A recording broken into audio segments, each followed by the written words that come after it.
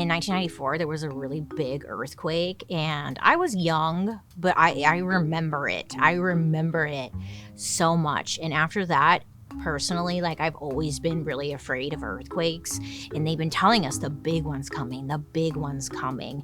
And it's like, okay, great, but like, give me solutions here. Growing up, the big one was described as like, it's gonna be this insane earthquake that's gonna like split California in half, Pangea, you know, a new continent's gonna start. Like, it's gonna be chaos. The Golden Gate Bridge is gonna freaking just, like, everything is just gonna be over. And again, I'm like, okay, great. So do I need a flashlight? You know, running shoes? Like, what do I need here? So there is like some facts behind this, okay? Scientists believe that this big one will happen along the San Andreas Fault in California. The San Andreas is one of the longest faults in the whole world. Not a great movie though, San Andreas. Did you like it?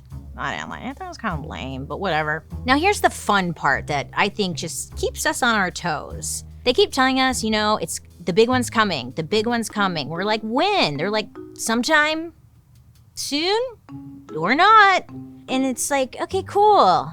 Faults. What's a fault? Sometimes it's his fault. Sometimes it's her fault. Sometimes, it's California's fault. The San Andreas Fault is the place in California where two tectonic plates meet. Remember, plates. So two of them are meeting, the Pacific Plate and the North American Plate. Yeah, the plates all have names too, but we don't need to get too much into that. So they meet here. But instead of fitting perfectly together, they slide past each other. Now, sometimes when they're slipping and they're sliding, they get stuck. And when they finally unstick, the ground shakes. And that's when the earthquake happens. So the San Andreas Fault is like a crack in the earth where big pieces are just trying to move and groove, but they don't always get along nicely. Over the last 1,000 years, there has been at least one major earthquake on the San Andreas Fault about every 150 years.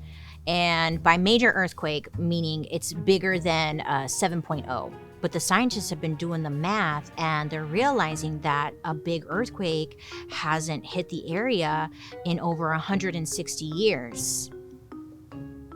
Great, I'm gonna sleep so well tonight. Thanks, thanks Bailey for ruining my day. So technically, according to scientists and everyone who studies earthquakes, they're like, yeah, we're overdue. It's gonna happen. We just don't know when. Look, maybe it won't happen in our lifetime, and then I'll be dead, so it won't matter. But good luck to everyone else in the future, So, the big one's coming. They know it's coming. They just can't tell us when. It's kind of like taxes. You see, taxes. They're like, hey, you owe us a bunch of money, but we don't know how much. You gotta figure it out, and then if you don't, you're gonna pay the price. It's kind of like that. It's like, I think they know, and it'll be just a way to kind of like get rid of some people. But listen, stop panicking, because I have some good news. First of all, the San Andreas Fault is one of the longest faults, but it's not the deepest. Nay, she's not that deep. So it's believed that it's unlikely that an earthquake bigger than an 8.3 would happen along this fault. That's still big, but it's not, it could be worse. Now, the earthquake in Chile was along a much deeper fault, which it's believed that's why it reached like a 9.5. And nowadays, experts say that we have gotten more prepared, especially in areas like California, where everyone is aware of the fault lines. So now, at least in California, I'm sorry, I didn't fact check in anywhere else, because I know like Kentucky's been experiencing a lot of earthquakes too. Super random, huh? We should do an episode on fracking, because that's what that's about. But that's a topic for another day. Anyway, so today in California, listen, they now have laws in place where buildings are created with earthquakes in mind. Other states have like codes and stuff in place to help with like earthquakes on buildings or whatever, but California is like pretty aggressive with it. They have something called seismic codes, which require new buildings to follow seismic resistance standards. In other words, they should be built in a way where if an earthquake happens, the building won't crumble. Well, in California, they have grants available for homeowners who are living in older buildings. So you can essentially like retrofit your building and like make it stronger if an earthquake hits. If you're interested in this, it's called the Earthquake Brace and Bolt Program.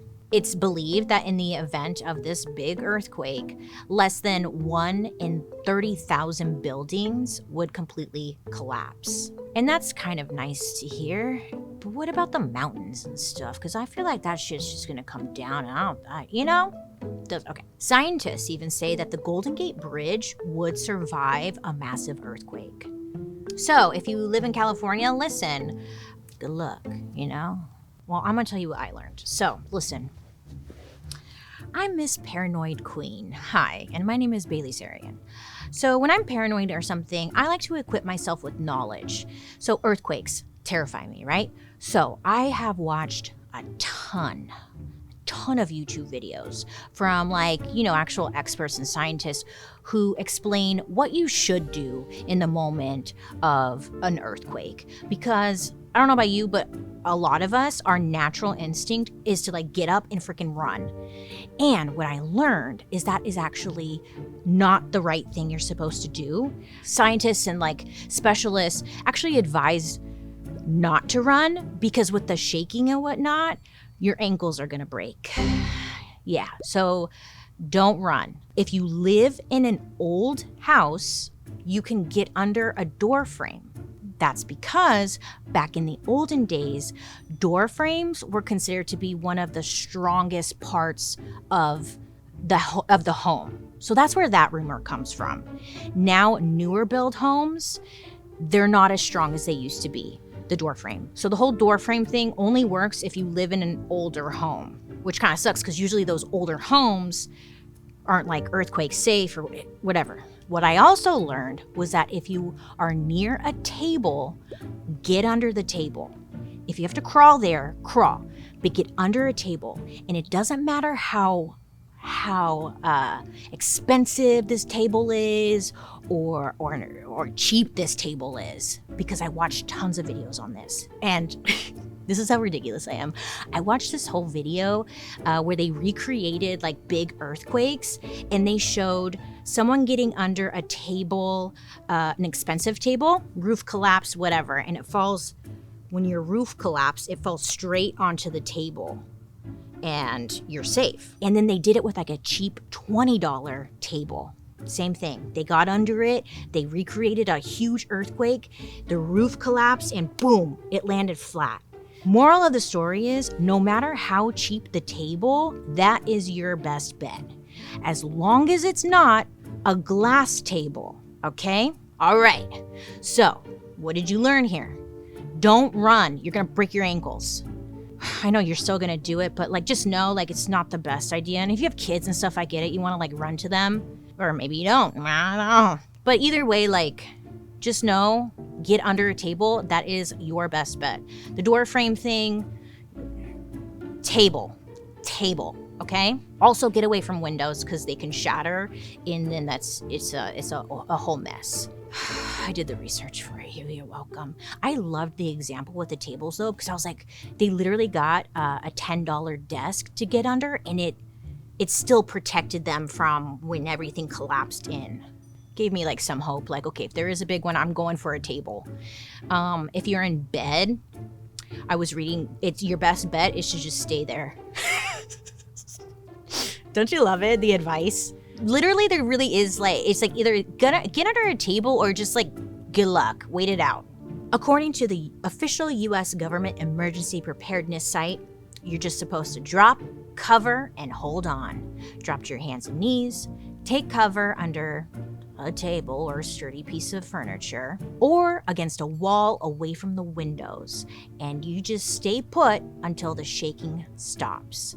Now listen, a lot of us actually want to run outside, and outside's not safe either, okay? When you're outside, now you're next to buildings, trees, power lines. So if you do run outside, or if you are outside, you need to get away from the buildings, trees, and power lines. I know in a moment of panic, you're not like, oh, building, tree, power, like you're just freaking running, but trying to help a little bit.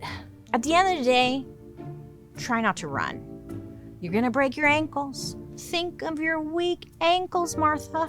Not the weak ankles. If you live in a big earthquake area, like California, maybe don't keep a bookshelf right next to your bed,